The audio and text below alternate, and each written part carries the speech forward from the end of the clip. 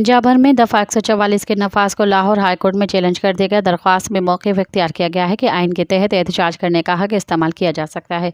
Pakistan Tehreek Insaf PTI के वकील Azhar Siddiq advocate ने पंजाब भर में दफ़ा 144 के नफाज के फैसले के खिलाफ लाहौर हाई कोर्ट में मुतफ़रक़ दरख्वास्त दायर कर दी।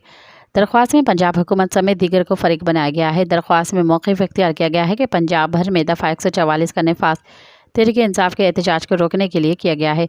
दरख्वास्त गुजार का कहना था कि आइन के तहत एहतजाज करना कोई गैर कानूनी इक़दाम नहीं है। आइन के तहत एहतजाज करने का हक़ इस्तेमाल किया जा सकता है। अजहर सिद्दीक़ एडवोकेट ने अदालत से इस्तदा की कि पंजाब में दफ़ा 144 के नफाज को नोटिफिकेशन पर अमल दरामद रोकने का हुक्म दे। मज़ीद ख़बरन ऐं तफ़सीलात लाइ विज़िट कयो असांजी वेबसाइट www.awamiNewsHD.com ऐं ॾिसंदा रहो अवामी न्यूज़ HD।